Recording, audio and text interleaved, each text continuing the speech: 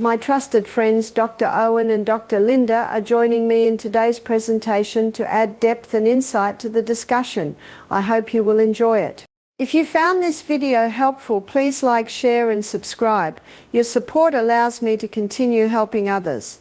Thank you. Hey everyone, welcome back for another deep dive Yeah. into some fascinating health topics. Right. Today we're going to be talking about natural remedies for liver health with insights from Barbaraoneill, That's right. who is a big proponent for all things natural when it comes to keeping our livers healthy. Oh, she really is. It's funny how we often forget about our liver Yeah. until something goes wrong.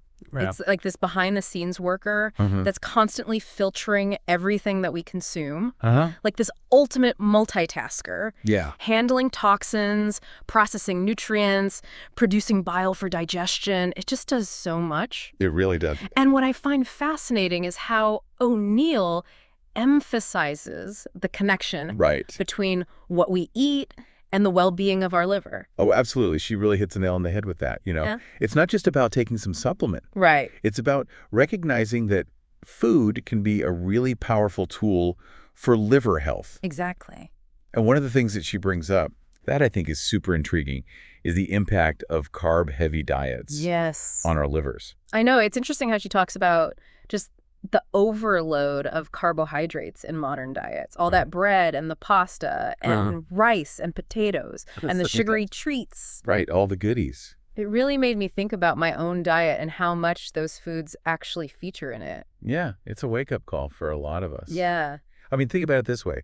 Every time we eat those refined carbohydrates, Right. our pancreas has to work so hard Yeah. pumping out insulin Mm-hmm. to deal with that influx of glucose. Yeah, and she really vividly describes this process. Yeah. She's like, it's almost like the pancreas is screaming Yeah. for more insulin as it's trying to keep up. And we mentioned earlier, the liver plays such a critical role in regulating blood sugar. Absolutely. So what happens when it's just constantly dealing with this influx of glucose? Well, things can start to go downhill when the liver gets overwhelmed with glucose. It starts converting it into fat, which unfortunately then gets stored right back in the liver. And that is the pathway to fatty liver disease. Makes sense. Yeah. But here's where it gets really intriguing. Yeah. O'Neill suggests that we can actually support our liver's natural detoxification Oh, really? and healing processes by focusing on foods that give it a break from all of that. Yeah. That glucose overload. And you know what she recommends? Fruits and vegetables. It sounds so simple, but it's powerful, right? Wow. Fruits and vegetables, they're naturally lower in those carbs, Right. packed with fiber, Mm-hmm. antioxidants, Yeah. a whole host of nutrients that the liver loves. Yes. They help reduce inflammation, they help protect against cell damage, Yeah. they promote healthy bile flow, which is crucial for digestion and detoxification. This brings up a good point.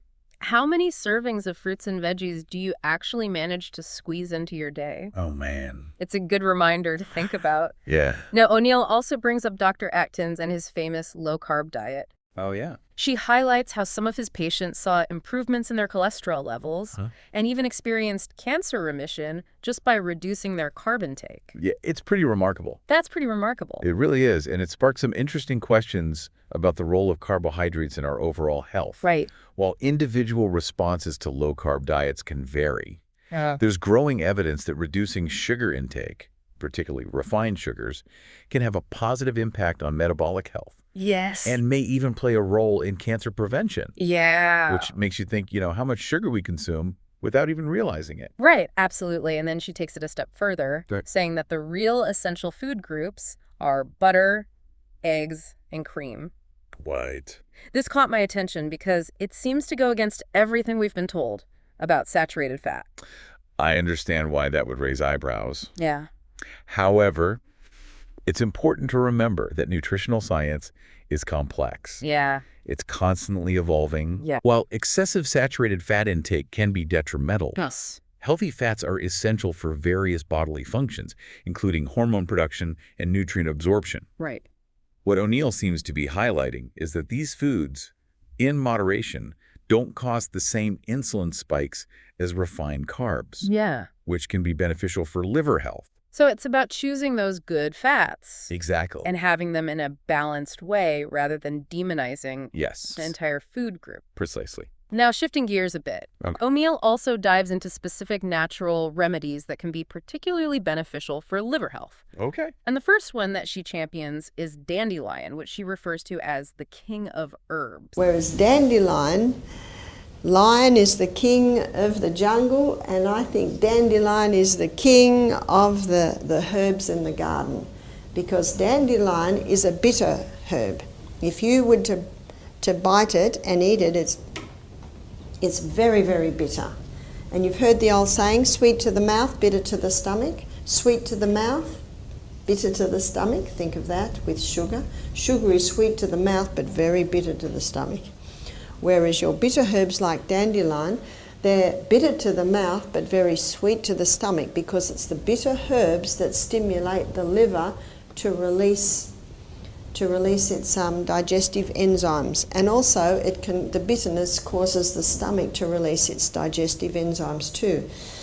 Dandelion is the liver herb. Your liver is a recoverable organ. It's the only organ in the body that has the ability to regrow or recover. That's why they can do a liver transplant on just a little bit of liver, and the liver will regrow. And I'm so glad that God made the liver a recoverable organ, because some of the things that people are doing to their body, in ignorance, mostly granted, if we didn't have a recoverable organ, some of us wouldn't even live past our 20s.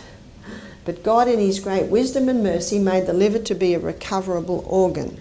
And these herbs help stimulate the liver to regrow and to recover.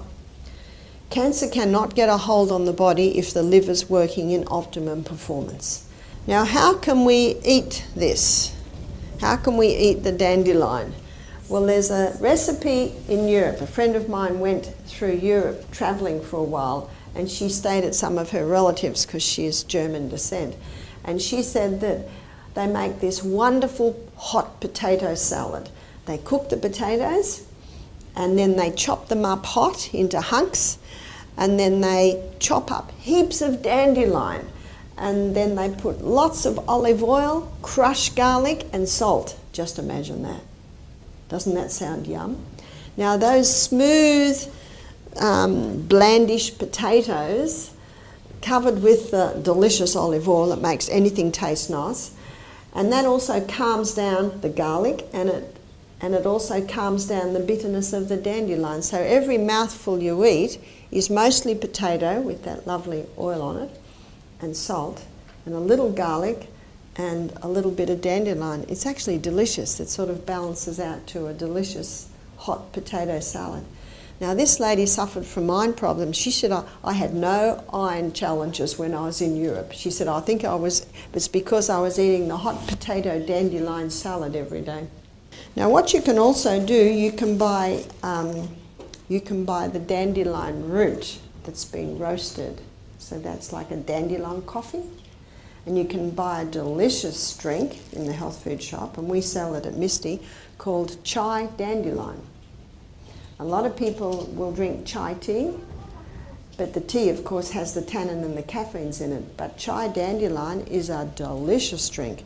A lot of people don't like herb teas because they say they're tasteless and bland.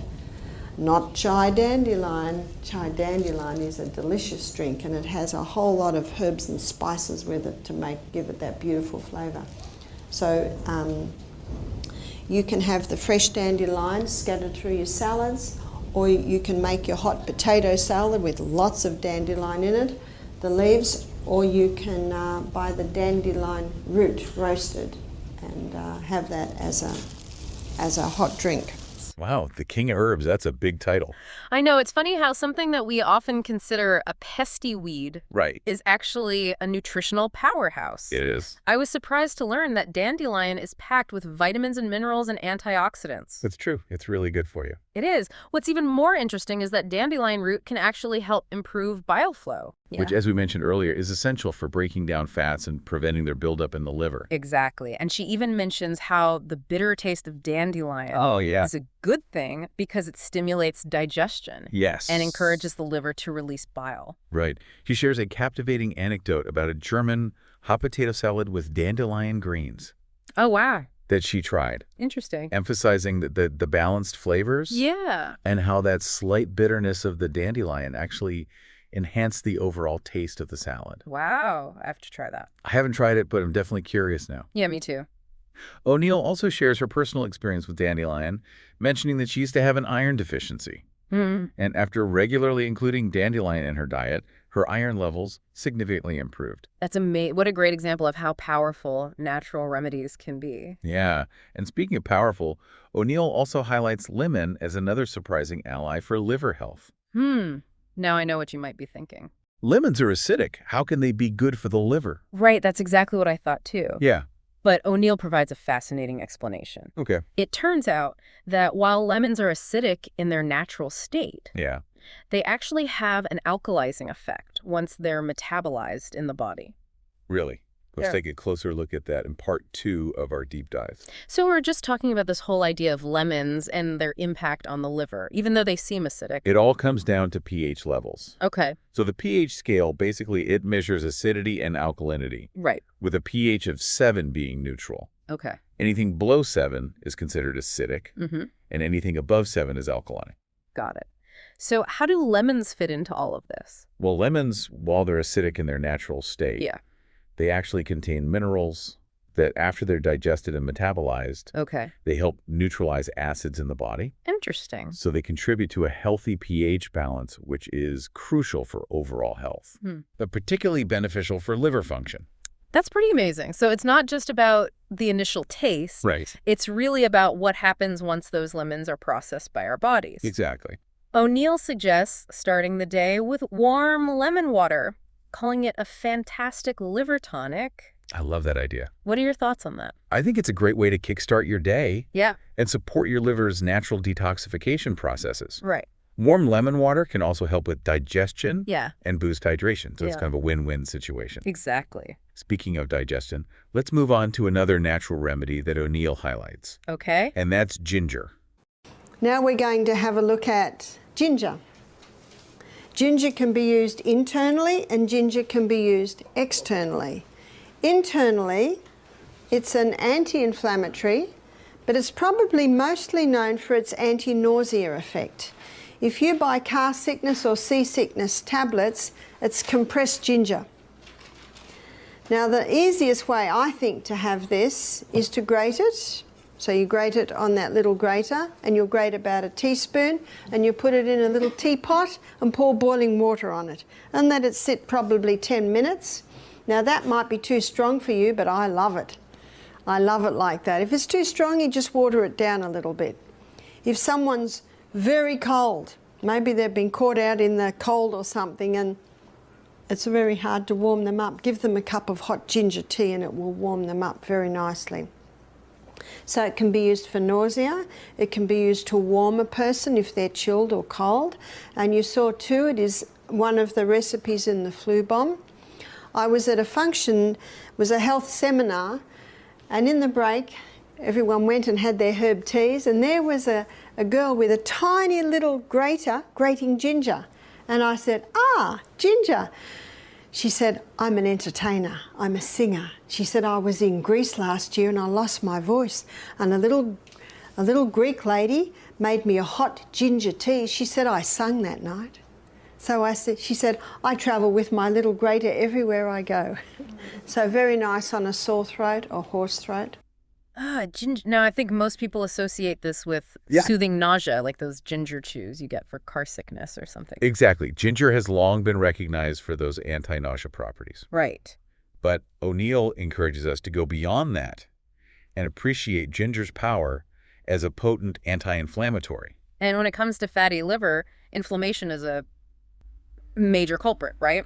It really creates a hostile environment for the liver to function the way it should. Yeah, so ginger comes in to kind of calm things down a little bit. So ginger steps in to help calm things down. It contains compounds that have been scientifically proven to reduce inflammation throughout the body, including the liver. Wow. So regular ginger consumption can help protect your liver from damage and promote healing. Incredible. It is. O'Neill recommends enjoying ginger tea throughout the day for its anti-inflammatory benefits, Yeah. as well as its warming and soothing properties. Yeah, I love a good cup of ginger tea, especially when it's a bit chilly outside. Me too. It's just so comforting. It is. You can add a squeeze of lemon for an extra zinging, Ooh, a yeah. drizzle of honey for sweetness, or even a sprinkle of cayenne pepper if you like a bit of heat. Okay. It's all about what you enjoy, and making it part of your routine. Now, O'Neill saved the best for last, at least in my opinion. Okay, what's that? She talks about turmeric, which I think most people are at least somewhat familiar with, as a potent anti-inflammatory. Turmeric has been used for centuries in traditional medicine for its incredible healing properties. Right. And modern science is catching up, confirming its effectiveness in fighting inflammation.